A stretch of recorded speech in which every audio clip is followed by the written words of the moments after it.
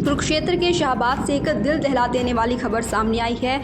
Monsoon भले ही आ गया हो, गर्मी से राहत भले ही आ गई हो, लेकिन मॉनसून अपने साथ कई सारी आफतें भी लेकर आता है। ऐसा ही कुछ कुरुक्षेत्र के शाहबाद में भी देखने को मिला है, जहां बारिश की वजह से एक मकान की छत ढह गई।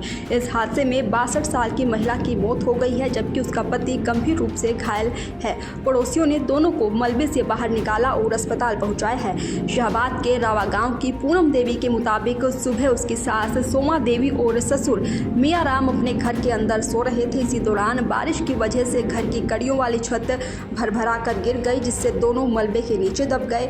जोरदार आवाज़ सुनकर पड़ोसी भी मौके पर दौड़े आए और परिजनों ने अस्पताल पहुंचाया है। पड़ोसियों की मदद से मलबा हटाया गया। दोनों को तुरंत अस्पताल भर्ती करवाया गया है। यहाँ सोमा देवी ने दम तोड़ दिया, जबकि ससुर मियाँ राम को सरकारी अस्पताल शाहबाद में दाखिल कराया गया है और उनका इलाज चल रहा है।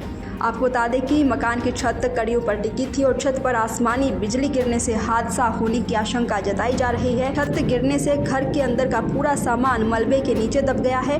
उधर पुलिस ने सूचना पाकर शव को कब्जे में लेकर पोस्टमार्टम के लिए भेज दिया है। फिलहाल पुलिस मामले की जाँच में जुटी है। जी सर, क्या कहना चाहेंगे सर? रावा गाँव है सर, यहाँ पर एक हादसा हुआ सर, मकान की छत गिरी कड़ी उनकी। रात को ज़्यादा बरसात थी और दोनों मियाँ भी पड़े थे, उधर लेट रहे थे और हादसे में छत गिर गया, ढह गया बुरी तरह और वो दब गया मलबे के नीचे। सोमा देवी और मियाँ राम जो थे, वो एक साइड में एक बेड था, वो कड़ियाँ उसके ऊपर रखी गई और बचाव हो गया उसका, बाकी डेथ हो गई उसकी। तो सर जो छत गिरी है सर, उसमें घर में उस समय कौन कौन था जिस कमरे में सो रहे? दो ही थे बस, मियाँ बीवी। तो उनके बच्चे कितने हैं उनके? बच्चे तो 3 हैं। तो क्या काम करते हैं ये? काम अपनी मजदूरी का ही काम है उनका।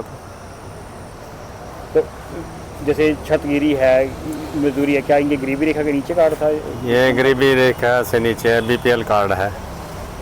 तो सरकार के ने इतनी स्कीमें दे रखी हैं, तो क्या आप अपील करना चाहेंगे आप? जो भी स्कीमें चल रही है उसके तहत कुछ मिल जाए इनको। BPL कार्ड है, आयुष्मान कार्ड है इनका। तो कितनी उम्र थी सोमा देवी की? सोमा देवी की 67 के करीब है इसकी। आप क्षेत्र क्या LNG पोस्टमार्टम कराने आए हैं? हाँ जी, पोस्टमार्टम कराने आए हैं। आपका शुभ नाम? डॉक्टर जगदीश कश्यप। आप क्या लगता है उनके? वो मेरी कुड़मनी थी।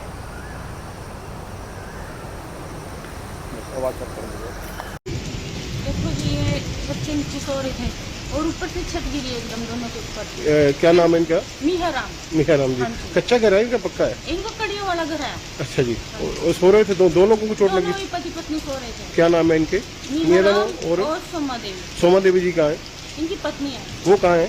वो अभी दूसरे हॉस्पिटल में बेटा लेके गया उसको। अच्छा जी। बेटा लेके गया उसको। अच्छा, तो पड़ोसियों ने मदद की इनकी? हाँ, आसपास वालों ने 2-3 घर ही हैं, बस ज्यादा नहीं। उन्होंने ये निकाला खोद के कड़ियों मिट्टी के नीचे से। अच्छा, काफी दब गए थे ये? काफी दब गए थे पूरे। अभी मम्मी को तो पता ही नहीं है, अभी भी होस्ती हो दूसरे हॉस्पिटल में एडमिट की, क्योंकि थोड़ा ये मतलब जाने में देर हो गई, तो फिर उनको तुरंत लेके गए। तो आप मैं इनके बेटे की वाइफ हूँ। देवी के सिर में जैसे गार्डर लगा ऊपर से, उनको बेहोश वहाँ मौके बेहोश में उठा के लाए थे और यहाँ पे आके उनको घोषित कर दिया गया है। और उसके बाद उपचार के लिए उन्होंने मृत्यु घोषित कर दिया। उनके बच्चों वगैरह से मैंने बहुत समझाने की कोशिश करी है, लेकिन एक माँ का दर्द वही जान सकते हैं। पोस्टमार्टम करवाना चाहिए। पोस्टमार्टम मैंने बोला उनको पोस्टमार्टम करा लेते हैं। सरकार की तरफ से जो सुविधा मिलती है उसमें कागजी कार्रवाई में देखो सारा कुछ देना जरूरी होता है, लेकिन बच्चे नहीं मानने। यहाँ से अपनी पर्सनल गाड़ी में लेके चले गए, कह रहे हैं हमने पोस्टमार्टम नहीं कराना। उसके लिए हम समझाने की कोशिश करेंगे। एक बार घर जाके बड़े बुजुर्ग होंगे इनके जो भी होंगे, क्योंकि अभी ये बच्चे हैं, इनको नहीं पता। कागजी कार्रवाई बहुत जरूरी है, जिसमें इनको आगे कोई ना कोई सहायता मिल सके। अभी तक तो नहीं मिली, लेकिन आगे शायद मिल जाए, आगे कोई और नुकसान ना हो। कितनी उम्र थी इनकी? 50-55 के बीच में होगी। सोमा देवी नाम? सोमा देवी नाम है और इनका घर बड़ा वहाँ सिविल मियाँ सिंह ज़्यादा सीरियस है। अब बाकी देखते हैं। हम तो सरकार से एक ही बेनती करते हैं कि इन गरीबों के लिए थोड़ा सोच विचार करना चाहिए और जो भी है इनके लिए आर्थिक सहायता दी जानी चाहिए, और जो मेरे से होगा मैं भी उनके लिए तैयार हूँ। दैनिक सवेरा के लिए कुरुक्षेत्र से विक्रम की रिपोर्ट।